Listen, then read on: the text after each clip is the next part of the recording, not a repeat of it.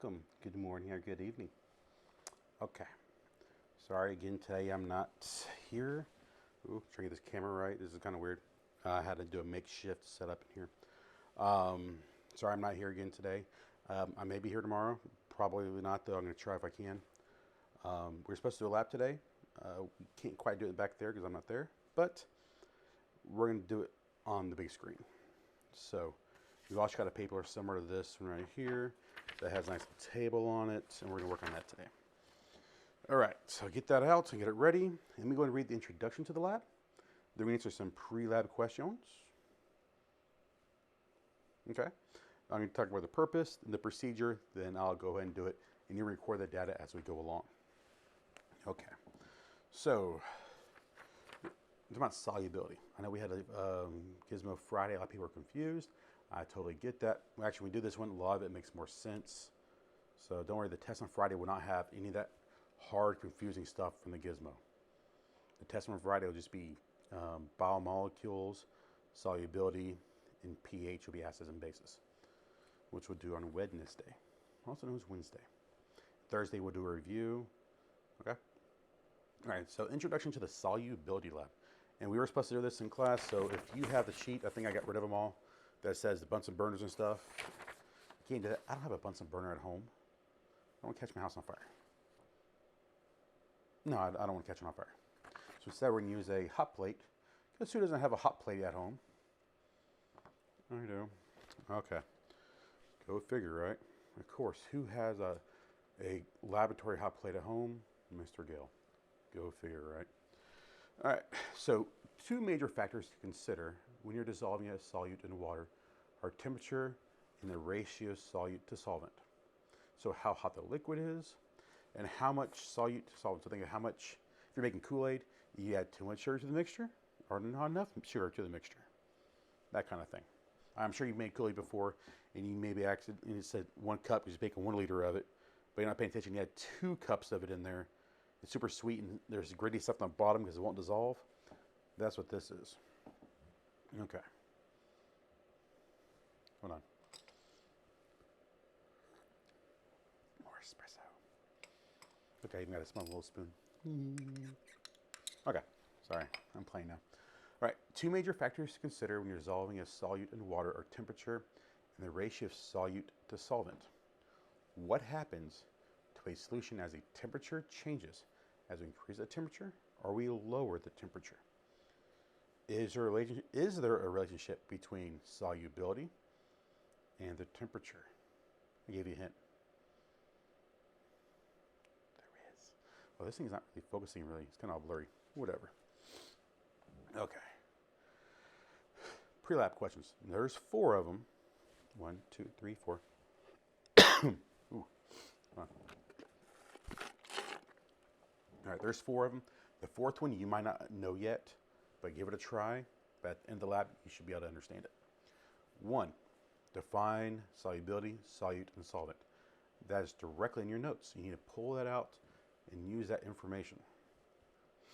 2, what makes one substance soluble in another substance? 3, what is the universal solvent? Hint.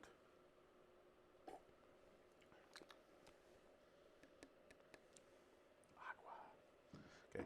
And 4, you might not quite know this one, but list 2 ways to increase the rate at which a solute dissolves. You should know it by the end of this. Right, and give y'all a moment to write that down, fill it out while I prep things.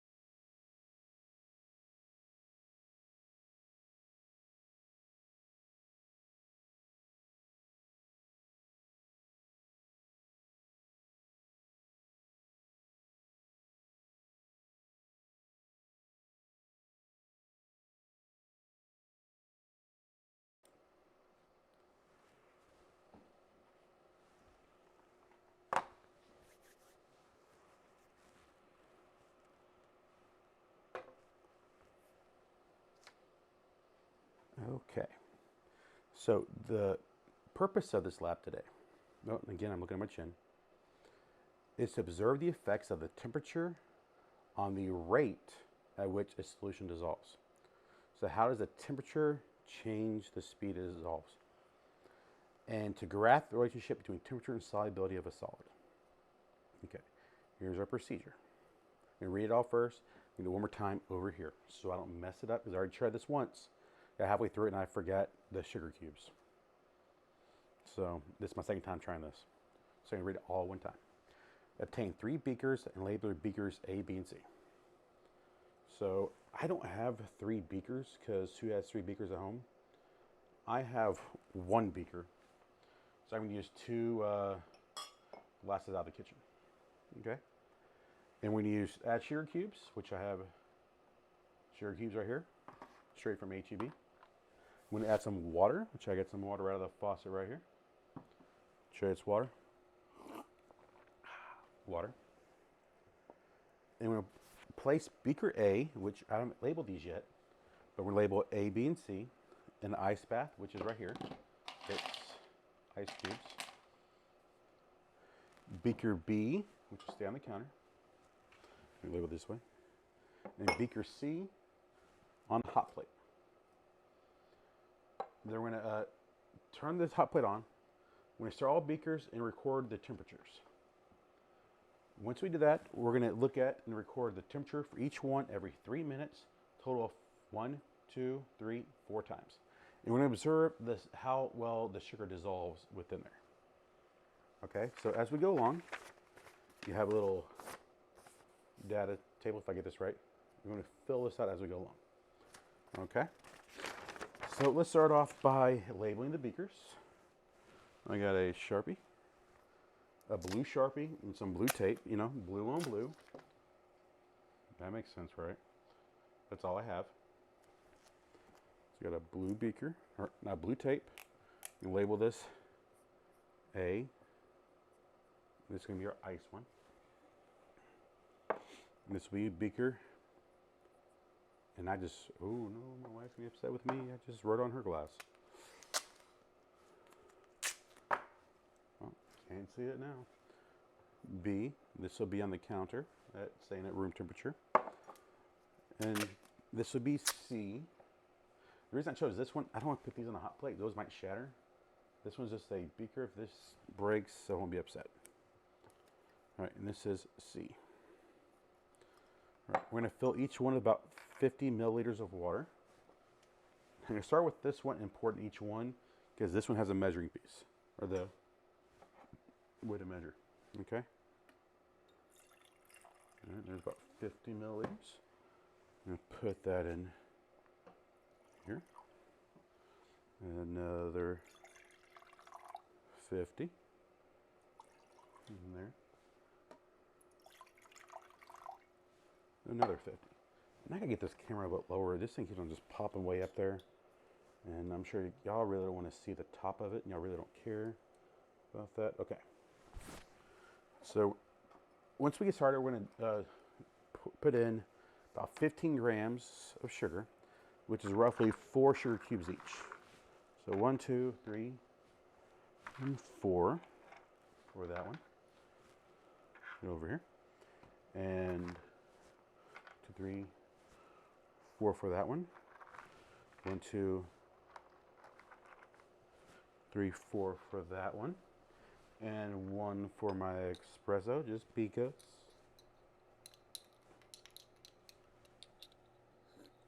So I got half on there. Okay. Ooh, that's a little bit too much sugar for that. All right. So I'm going to put these in there. We're going to record the temperature. Then we'll get started. Okay. So this is going to be put 4 in there. Let me give this a quick little stir. Okay. Put 4 in this one. Put a quick little stir. Okay. And this one a little stir. Now let's get the temperature. To do that, I actually have these kind of those little multimeters that has a temperature gauge on it. We're going to start with beaker A, which is going to be our room temperature one. Okay. It is 68. Right. You're not going to write anything on the data table yet. Okay. Nothing yet. We're going to show that all of them are the same, the temperature. B, 66, and C, 68. Okay, are these all about the same? Right, they're close enough. 66, 66, 68, and 70. But they're all about the same. Now we're going to put A in ice bath in a moment. B is going to stay here, and C is going to go on a hot plate. Now I need to set this hot plate real quick. I'm going to set it to about 200 degrees Fahrenheit, so about 95 degrees Celsius. I'm going to hit this little button here. I think it's about 95. I might be wrong. It's been a while since I changed that up, so about 95. And just to see where this is at now. Okay, about room temperature also. Okay. So we're going to put these in here. Let me actually add some water to the ice bath first. Once I put it in there, I'm going to set a timer for 3 minutes. Okay, so when A is going in the ice bath. B, stay on the counter. Just real quick, remember to look at it. Just see what it looks like. The sugar is just on the bottom. She's on the counter, and C goes on the hot plate. Set the timer for 3 minutes. And we're going to observe. Okay. Something is beeping here for no reason. But whatever. And ignore this temperature up here. This means it's changing. That's no worries. Okay. So as we go along to the next steps, and I spilled some coffee on there, we're going to fill in 3 minutes. Let me try to get this right. Sorry, it's actually backwards in my end. In 3 minutes, we're going to fill the temperature, put in the temperature of A, B, and C, and describe a quick thing of the solubility. Okay? Are they dissolving? Are they not dissolving? Put a quick observation what you're seeing with each one. Okay? And I see if I might be able to get this camera around a little bit better to see this. I'm not sure if it will or not. Okay. That might be good. I don't know. You have A here, here's B. See if I get them all close together. I know this isn't the best setup, but it is what it is. Uh-oh. Now it doesn't want to stay up.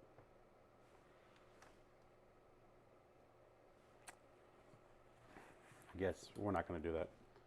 I'm going to have an issue with this camera. It won't stay up. It keeps on falling down. I'll just hold it up each one. Okay. So about 1.5 minutes has passed. Oh my gosh, this camera is killing me. Okay, about 1.5 minutes has passed. We'll start off with A once we get done.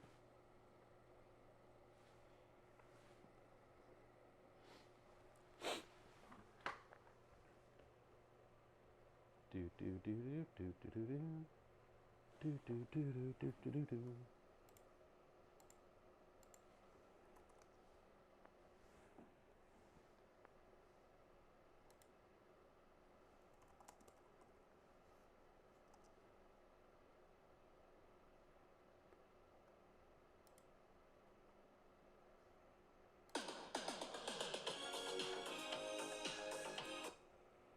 Sorry about that. That was not supposed to play.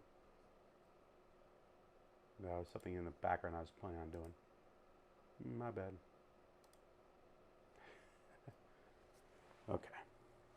We have about 25 seconds before we do our first observation. When we do this observation, we're going to pull it out, look at the temperature, and give it a quick stirring. All right, so I'm going to get this ready. You want to turn that on. That's at 32 degrees Fahrenheit. Nope. Okay. I'm going to start that over, just get it going. Right. So A. See here, there's still sugar on the bottom. Give it a quick stir. The temperature is at 59. There's still quite a bit of sugar down there. Okay. B. Okay, let's do another one. Still quite a bit of sugar. Not as much. All right, and his temperature is 68. So A is about 57. Beaker B is at 68. Beaker C is right here. There's a little bit less sugar. Its temperature is already 156 degrees Fahrenheit. Right, and there's like more of it has dissolved. Let's put it back on the hot plates. Ooh, and we'll keep on observing. Okay. Let's just keep this one there because it's kind of.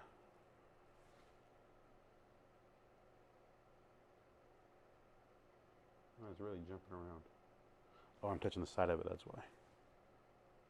There we go. But it's climbing quick. All right. It's about 120 seconds, and we're going to do the 6-minute mark. Now, as I look at each of these right here, I'm seeing A, still a lot of sugar. Not much has dissolved. B, some has dissolved, but not quite as much. And C, a lot has dissolved. So we're increasing temperature as we go from A, B to C. It's hard to see, but A is in here. Okay. It's really weird. I'm seeing it on the, I'm seeing a little flashing thing here. My phone, but I look with my naked eye and I can't see anything. Only my camera picks it up. It's really interesting. Okay, we have about 30 seconds left. Over here, let's see. Apparently my temperature is on 93. Can't be right. Okay, apparently this is not too accurate.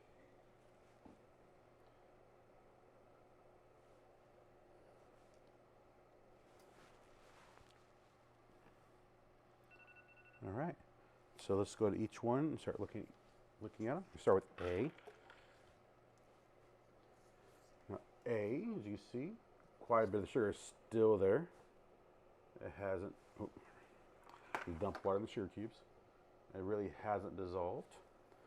The temperature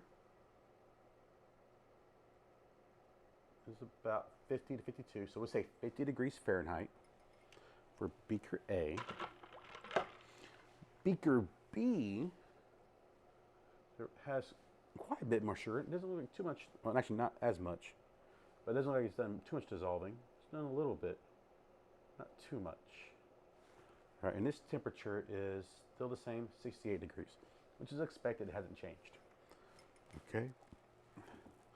Go to beaker C, which I'm starting to worry about because it's starting to look like it's about to boil back here. Beaker C, I'm seeing a little bit of sugar. Not much. A little bit of sugar in there. Let's see, what is its temperature? You can't see that on the camera. I'm sorry, my camera keeps on falling down. I keep on trying to move it back up, but it just does not want to. And this thermistor doesn't want to stay on there either. Let me put it back on the hot plate and I get and I'll get the temperature.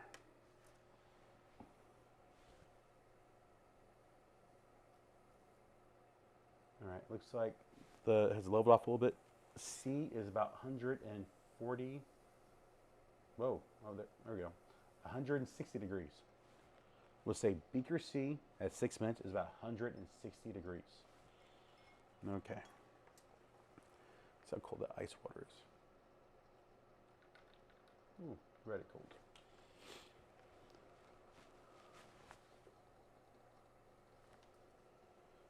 one more minute until we do the 9-minute mark. About halfway through. Remember, we have A, which is when it's in cold water, not too much is dissolved.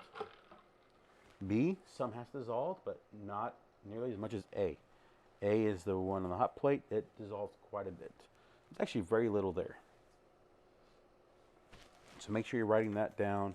Do a quick little sketch note. Don't give me sense or anything. Just quick little, hey, A dissolved to B, you know, whatever, right here. And actually, the one I'm going to print out for y'all, I'm going to actually go back and edit it. Gives you more room. So I'm going to redo that part. So yours should have a lot more space. All right. It's not too bad for a makeshift experiment to throw upstairs in your office. Okay.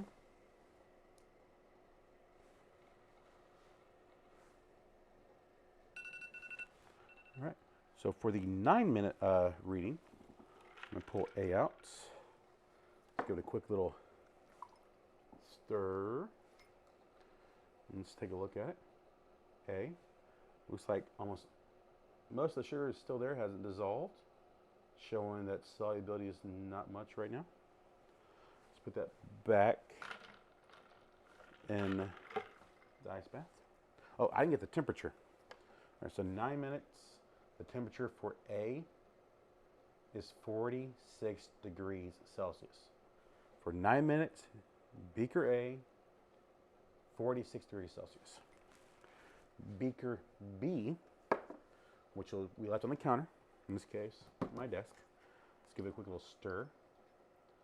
Its temperature is 68 degrees Celsius.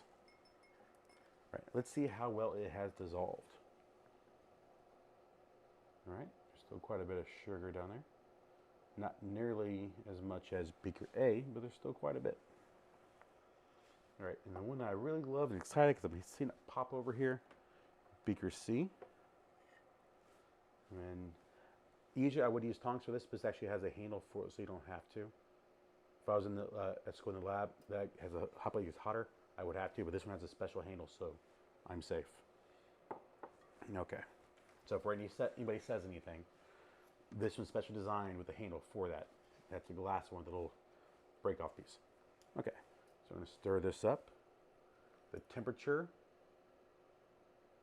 about 163 for beaker C at 9 minutes. 163. Let's see how much sugar has not dissolved. Oh, look. I see nothing. It's like the solubility of that water is a lot better than when it's hot. Let's put this back on the hot plate. All right. Just for the fun, I want to put a little ice cube on the hot plate. Just see. You know, I don't know if you can see that or not. Don't try that at home. Okay, so we have about 40 more seconds. We're going to do the final reading for 12 minutes.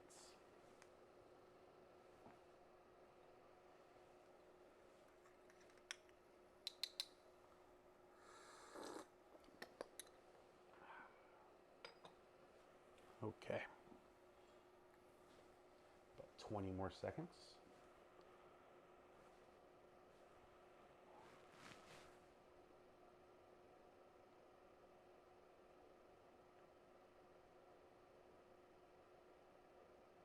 Eight, 7, 6, 4, 3, 2, 1. D. Awesome. Okay. So let's do our final reading, our final observation at 12 minutes. Pull out beaker A. I'm going to observe it real quick. See there, all that sugar. Remember, each beaker started with the same amount of sugar, about 15 grams and 50 milliliters each. Give it a quick stir. Its temperature now is about 43 degrees Fahrenheit for beaker A. A lot of sugar. Beaker B. So you kind of angle the camera down a little bit. All right. Its temperature is 68. It stayed the same, of course, because it's at room temperature. And I do keep my house really cold, so keep my house at 68 anyway, so it actually matches perfectly. And the last one, beaker C. I'm going to turn my hot plate off. pull it off. Let's do the temperature measurement really quick. We're at 176 for beaker C at 12 minutes. 176 beaker C, 12 minutes. All right, I'm going to turn this off to give some room here. Let me observe it. So beaker C, I see pretty much nothing. One thing I see on the bottom is the bubbles from where it's boiling. So that might look like sugar down there, but it's actually from where it's boiling. So let me see if I can get a better picture. Here's beaker A, beaker B, and beaker C. One time, beaker A. Whoa, oh my gosh, I cannot hold this to save my life. A, B, C. Colder temperature, room temperature, hotter. So as you have more temperature to less, think of the solubility. Okay. Let's see if I can get this camera fixed now. Oh my gosh, I'll probably like screaming, I wish you would leave this camera alone. It's like when you had grandma like a choir concert or whatever, and she's recording, and it's like she's zooming in and out, like won't hold the camera still. Yeah, you know it is. That's what mine always did. It's like playing with Zoom, like magic thing. Okay, so now we have 3 minutes, 6 minutes, 9 minutes, and 12 minutes. Here's what you're gonna do. If you haven't got to the pre-lab questions, get those. Then work on the conclusion. So on this lab we did, describe the relationship between solubility and temperature. Is it directly related, indirectly related, no relationship? Then I want you to take that little piece of graph paper I gave in the back of this and create a graph. I'm not giving you the type of graph. It could be a line graph, bar graph, no pie graphs. That doesn't work. No histograms. Line or bar, your choice, and graph the relationship between temperature and solubility. There's many ways this graph can be done. I'm going to let you choose, figure out which you think will be the best fit for you. All right. So again, describe this conclusion, describe the relationship between temperature and solubility. Now, I do not need just one sentence. I need a good description that has good quality. So if it takes you 3 sentences to do it, if it takes you 4, spend as much sense as you need to get this down. I don't want to see no 1 or 2s. We need some good, elaborate work here. All right, so that's this part in the conclusion. After that, you have one more piece today. Yesterday, I had y'all, actually, this is actually the today, but you are doing this tomorrow in the future. I had y'all work on 2 articles where we actually doing things with ELA with the nonfiction writing. And we're gonna do that with this last piece here for solubility. And the article is from News ELA, which I love. How much is too much? And it's gonna be an experiment that's similar to this, but instead of sugar cubes, using salt. Okay?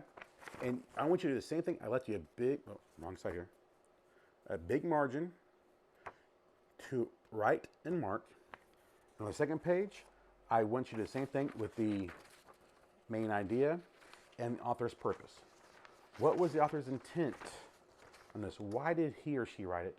And actually, it is a she that has her name right up here. What was her purpose of writing this? The whole point, what was she trying to get across? Okay? So that's what you're going to do today. You're going to finish by graphing this and this part right here. Now, this part is due tomorrow when you walk in. So if you don't finish this in class, hopefully you do. If you don't, it is due tomorrow when you walk in the class. Not halfway into the day. Due tomorrow when you walk in the door. And that don't mean, show up first period, forgot about it, try to walk in during 5, 6 and sneak it on in there. If the sub doesn't pick it up and actually put the bundle in, no, it's due when you walk in. Unless you're absent, in that case, you have additional 3 days, but I already know who's absent. All right, so that's what your job is, to finish by doing conclusion, graphing, then working here and annotating and actually getting good information in the text. What's the key ideas, the summaries, the main points, and the conclusion, along with the author's purpose. And that's your job for the rest of the period. I hope you all have a fantastic day.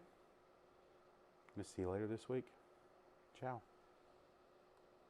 Ooh, let's do one more of that little video. Ooh, look at that.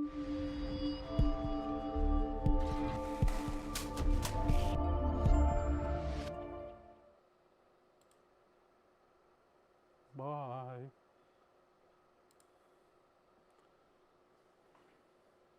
It won't stop recording.